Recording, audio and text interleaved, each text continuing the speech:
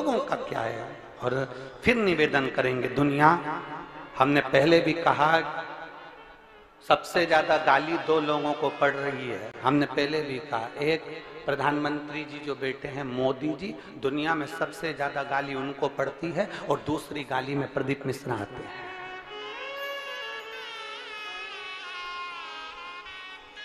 दुनिया में अगर सबसे ज्यादा किसी को गाली पड़ती होगी तो एक उनको पड़ती होगी। एक कथा के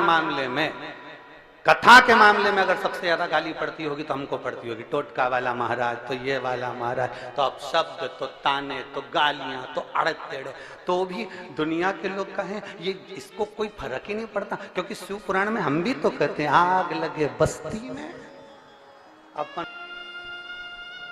मेरे भगवान देवाधिदेव महादेव को, मेरे शिव जी को,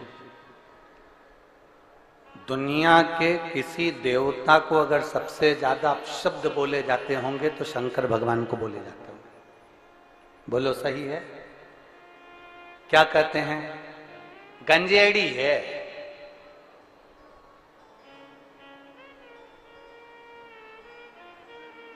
फिर कह दिया किसी ने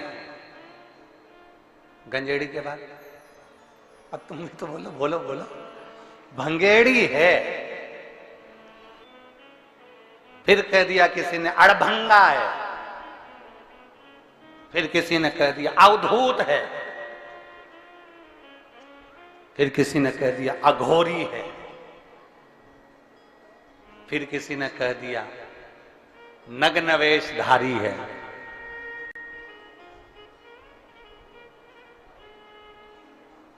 ये सब देखकर ही तो दक्ष प्रजापति अपने जमाई का सम्मान नहीं कर पाए थे। ये सब देखकर ही तो दक्ष प्रजापति अपने जमाई का आदर नहीं कर पाए थे, सत्कार नहीं कर पाए थे। उन्होंने अपशब्द कहे, आदर नहीं करा, सम्मान नहीं करा, सत्कार नहीं करा, और श्राप दे दिया, हे शिव मैं तुझे श्राप देता हूं कि तू शमशान में निवास करेगा। कोई बात नहीं, कोई बात नहीं। शिव तो भी प्रसन्न है। दुनिया में किसी को इतने अपशब्द नहीं कहे गए जितना देवाधिदेव महादेव को अपशब्द कहे गए। दुनिया में किसी को इतना आड़ा टेढ़ा नहीं कहा गया जितना देवाधिदेव महादेव को आड़ा टेढ़ा कहा गया। जरा विचार करना, जब शंकर जी को लोग अपशब्द कह सकते हैं तो शंकर के भक्त को भी दुनिया के लोग अपशब्द कह सकते हैं। उसमें कोई संशय का विषय नहीं रखना चाहिए।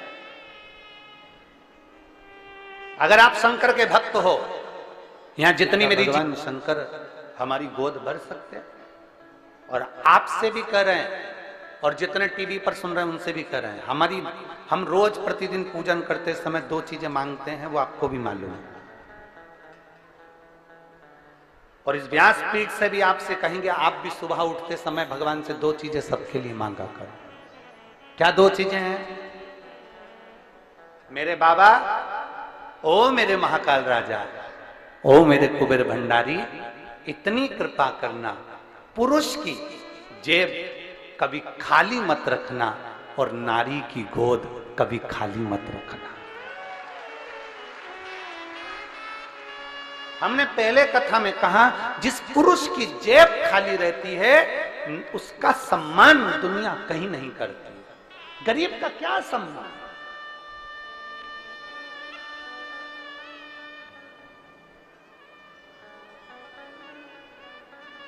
गरीब का क्या सम्मान?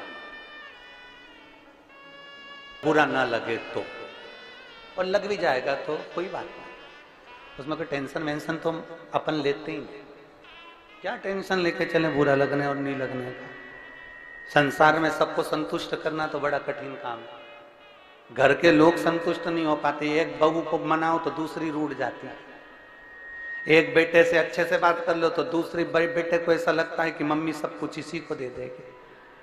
तो घर के लोग संतुष्ट नहीं हो पाते तो दुनिया के लोग क्या संतुष्ट होंगे। पर एक बात जरूर करना चाहेंगे, सीहोर में लोग कथा लेने के लिए जब आते हैं तो वहां आकर कहते हैं, गुरुजी इतने सारे भक्त आते हैं, इनके लिए भोजन व्यवस्था हम नहीं करें तो हमने पूछा, फिर एक काम करना कि तुम्हारे जितने रिश्तेदार हैं उनको भी तुम एक को भी खाना नहीं खिलाओ। रिश्तेदारों के लिए अच्छा भोजन बने और वो पेट भरकर खाकर आगे बैठकर कथा सुने, और बाकी की ये गरीब बड़ा व्यक्ति जो कथा सुनने आए वो ऐसा ही भूखा चले जाए, तो कथा करने से कोई मतलब नहीं। आपने राधा जी के विषय में जो वर्णन किया उसके लिए लोग आपको अपशब्द कह रहे हैं, आप कुछ नहीं कहेंगे। कुबेरेश्वर धाम से इनको फिर मैसेज दिया गया कि जो भी चीजें प्रमाण की होती है वही व्यासपीठ से बोली जाती है। दुनिया के लोग अपशब्द कहें और अपन पलट कर अपशब्द कह दो, अपन अपशब्द पलट कर कह दो, तो उसमें श्रेष्ठता नहीं है, उसमें श्रेष्ठता नहीं है। जिसने पढ़ा ना हो ना, वो इस तरह की बात करते हैं। हमारा तो निवेदन है, जो अपशब्द कहने वाले हैं कि आपने राधा जी के लिए कह दिया कि उनका विवाह अरण्यघोष से हुआ, और आपने बोल दिया कि उनकी सास जटिला और कुटिला का चरित्र का वर्णन कर दिया, आपने कहा कि राधा जी का विवाह, आपने पूरी वीडियो सुनी ही नहीं। जो वीडियो काट कर चलाई गई है वो वीडियो 14 साल पहले की है, और 14 वर्ष पहले जो कथा हमने कमलापुर में कही थी, उस कमलापुर की पूरी कथा निकाल कर सुनना। उसमें हमने राधा जी का विवाह भगवान कृष्ण के साथ किया है कि ब्रह्मा जी की पूरी कथा सुनिए कि ब्रह्मा जी को जब श्राप लगा तो ब्रह्मदेव ने द्वापर में नारद जी के कहने पर भांडेर वन में जाकर राधा जी और कृष्ण भगवान का विवाह करा। पर उस विवाह को केवल ब्रह्मा जी जानते हैं, उस विवाह को केवल नारद जी जानते हैं, उस विवाह को केवल राधा जी जानती हैं, उस विवाह को केवल कृष्ण जानते हैं। इसके सिवा इस विवाह को कोई नहीं जानता। परंतु राधा जी का जब विवाह हुआ तो हमने उसका वर्णन किया कि वो अरण्यघोष के साथ में हुआ। अब लोगों ने कहा आपने कैसे कह दिया, तो हम कहें कभी पढ़िए, और अगर पढ़ नहीं सकते तो ब्रज 84 कोस की यात्रा करने जाइए, और ब्रज 84 कोस की यात्रा करने जाओ तो ब्रज 84 कोस में कोकिला वन में जाइए, और कोकिला वन में कोसी के पास में मथुरा क्षेत्र, कोसी क्षेत्र के मध्य में जावा गांव जाइए, और जाव गांव जाइए, उस जाव गांव में जाकर देखिए उस गांव में अनयघोष, जटिला, कुटिला, कृष्ण और राधा जी का मंदिर बना हुआ है, जो आज भी ब्रज 84 कोस में विराजमान है, जो आज भी ब्रज 84 कोस में। अब दुनिया के लोग कहे कि आपने कहां से कह दिया ये प्रसंग, तो ब्रह्म वैवर्त पुराण के 271 नंबर पेज पर 49 नंबर के अध्याय में भगवान राधा रानी के विवाह का प्रसंग वर्णित है। और चाहो तो लाओ ब्रह्म वैवर्त पुराण, लाओ ब्रह्म वैवर्त पुराण लेकर। मैं चाहूंगा चैनल वालों से कि आप भी दिखाएं कि ब्रह्म वैवर्त पुराण के अंतर्गत ये राधा जी के विवाह का प्रसंग है क्यों।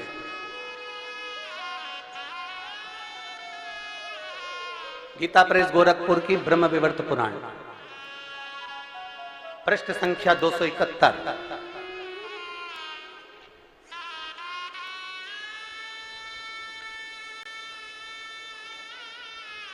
पृष्ठ संख्या 271, अध्याय नंबर 49, जिसके अंतर्गत भगवान देवाधिदेव महादेव, आप जहां हमारी उंगली चल रही है वहां पर दिखाएं, श्री महादेव जी माता पार्वती को कहते हैं, पार्वती जी ये पूरा प्रसंग आप पढ़िएगा और पढ़ने के बाद फिर नीचे आइएगा।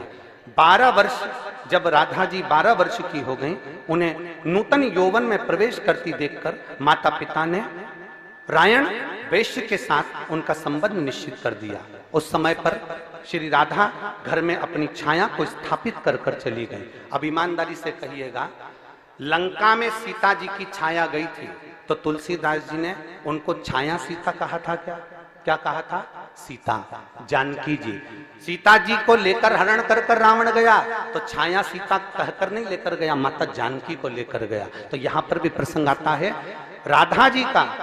तब राधा जी ने अपनी छाया को स्थापित कर दिया और छाया के साथ ही उक्त रायण का विवाह हुआ। ये प्रसंग हमारे यहाँ ब्रह्म वैवर्त पुराण के अंतर्गत लिखा हुआ है। और अगर किसी को पढ़ना भी ना आए तो हमारा निवेदन है, एक बार ब्रज 84 कोस की यात्रा जरूर करिए। और ब्रज 84 कोस की यात्रा करते समय आप जाव गांव जाइए, कोसी कला के पास में कोकिला वन के अंतर्गत, मथुरा के अंतर्गत जाव गांव में जाओ और वहां अनय घोष का मंदिर बना हुआ है, अयन घोष का मंदिर, जटिला कुटिला का मंदिर बना हुआ है, जहां भगवान कृष्ण और तो प्रसन्न चित्त में जाना, आनंद में जाना, खुश होकर जाना और भगवान देवाधिदेव महादेव से अपने दिल की बात कहकर आना। वो दुनिया का दुख काटता है तो तेरा दुख भी वही काटेगा, ही निश्चित है। काट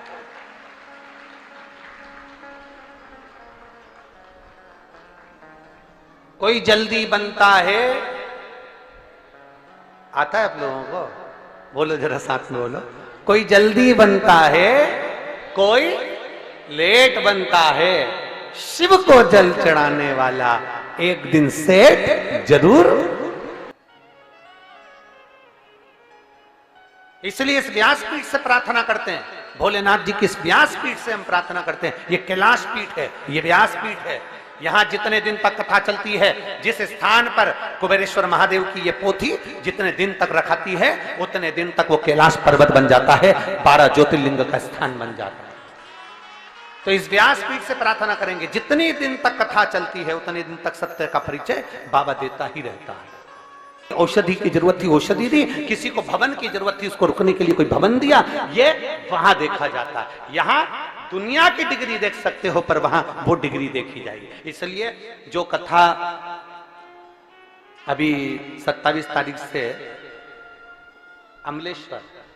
अमलेश्वर में जो कथा 27 तारीख से होने जा रही है, 1 बजे से 4 बजे तक वो कथा चलेगी अमलेश्वर वाली रोज। तो 27 तारीख से जो कथा अमलेश्वर में होने जा रही है, उस कथा का नाम हमने समर्पण शिव महापुराण की कथा दी है। समर्पण शिव महापुराण की कथा कि माता पार्वती शिव जी के प्रति कितनी समर्पण है, माता सती शंकर के प्रति कितनी समर्पण है, माता भगवान कृष्ण का भगवान राम शंकर के प्रति कितना समर्पण है, भगवान राम का शंकर के प्रति कितना समर्पण है, भगवान गणेश का शंकर के प्रति कितना समर्पण है, रिद्धि सिद्धि का शंकर जी के प्रति कितना समर्पण है, और संसार के मनुष्य का ऋषि संत का भगवान के प्रति कितना समर्पण है। इसलिए उस कथा का नाम समर्पण शिव महापुराण की कथा दी। उसमें हम जाने कि हमारा समर्पण क्या है, शिव भक्त की पहचान क्या हो सकती है। मस्तक पर त्रिपुंड लगा लिया, वो शिव भक्त हो गया क्या? बोलते जाओ जम के जरा, हो गया क्या? नहीं। गले में रुद्राक्ष की माला पहन ली, क्या वो शिव भक्त हो गया क्या? जम के बोलो जरा, नहीं। खूब सारी जटा बढ़ा ली, चोटी बढ़ा ली, वो शिव भक्त हो गया क्या? नहीं।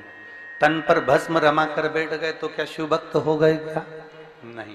तन पे से कपड़ा उतार दिया, नग्न वेशधारी हो गए तो क्या शिव भक्त हो गए क्या? नहीं। कहीं गंगा के घाट पर जाकर बैठ गए तो क्या शिव भक्त हो गए? बोलो रे कुरुत की जीजी और जीजाओं, हो गए? नहीं। यमुना कावेरी जहां जाकर बैठ गए और तुम सोचो कि हम शिव भक्त हो गए, तो नहीं। घर छोड़कर गंगा के घाट पर बैठ जाना शिव भक्त की निशानी नहीं होती। शिव भक्त की निशानी है मौन, शांत, हृदय में शीतलता, किसी को अपशब्द ना कहना और दूसरे का आदर करते रहना, ये शंकर के भक्त की निशानी। राम जी महाराज एक बात बताइए आप जरा। राम जी ने पूछा, बोलो क्या बात है? अवध में पूछ रहे हैं लोग राम जी से, क्या वहीं से बैठे बैठे आप रावण को नहीं मार सकते थे? जहां बैठे थे वहीं से बैठे बैठे क्या आप सीता को नहीं छुड़ा सकते थे? वहीं से बैठे बैठे क्या आप माता जानकी को नहीं ला सकते थे? राम जी ने कहा, एक बाण चलाता रावण को मार देता, एक बाण चलाता लंका को जला देता, एक बाण चलाता रावण के पूरे वंश को मिटा देता, एक बाण चलाता और रावण की पूरी सेना को समाप्त कर देता, और एक बाण चलाता माता जानकी को लेकर अवध में आ जाता। पर मैं बाण चलाकर रावण को नहीं मारना चाहता था। उसका कारण केवल इतना था कि अयोध्या से लेकर लंका के बीच में जितने संत, साधु, सन्यासी, तपस्वी, साधक मेरा इंतजार कर रहे थे, उनके लिए मुझे 14 वर्ष के लिए वन में जाना पड़ा। कितना भी समार लो, कीचड़, हम पहले भी कहे, एक बार आपने कथा में सुना होगा, कीचड़ और लीचड़। जम के बोलो कौन कौन? कीचड़ और लीचड़, इनसे दूरी बनाकर चलना चाहिए। कीचड़ कपड़ा खराब करता है, लीचड़ जिंदगी खराब कर देता है। लीचड़ कौन समझते हो? लीचड़ का मतलब आलसी, कर लेंगे, अभी बहुत टाइम है, समय आएगा सब अच्छा हो जाएगा, अच्छा समय का इंतजार करो। और मालूम पड़े अच्छे समय का इंतजार करते करते निपट गया, अब ऊपर काम करेगा। किसी को भवन की जरूरत थी, उसको रुकने के लिए कोई भवन दिया, ये वहां देखा जाता है। यहाँ दुनिया की डिग्री देख सकते हो, पर वहां वो डिग्री देखी जाएगी। इसलिए जो कथा अभी 27 तारीख से अमलेश्वर में जो कथा 27 तारीख से होने जा रही है, 1 बजे से 4 बजे तक वो कथा चलेगी अमलेश्वर वाली रोज। तो 27 तारीख से जो कथा अमलेश्वर में होने जा रही है, उस कथा का नाम हमने समर्पण शिव महापुराण की कथा दी है। समर्पण शिव महापुराण की कथा कि माता पार्वती शिव जी के प्रति कितनी समर्पण है, माता सती शंकर के प्रति कितनी समर्पण है, माता भगवान कृष्ण का भगवान राम शंकर के प्रति कितना समर्पण है, भगवान राम का शंकर के प्रति कितना समर्पण है, भगवान गणेश का शंकर के प्रति कितना समर्पण है, रिद्धि सिद्धि का शंकर जी के प्रति कितना समर्पण है, और संसार के मनुष्य का ऋषि संत का भगवान के प्रति कितना समर्पण है। इसलिए उस कथा का नाम समर्पण शिव महापुराण की कथा दी। उसमें हम जाने कि हमारा समर्पण क्या। अपने बेटे को दुकान खुलवा दी, बहुत कुछ कर लिया। अब जल चढ़ाने जाना तो प्रसन्न चित्त में जाना, आनंद में जाना, खुश होकर जाना, और भगवान देवाधिदेव महादेव से अपने दिल की बात कहकर आना। वो दुनिया का दुख काटता है तो तेरा दुख भी वही काटेगा, ये निश्चित है। काट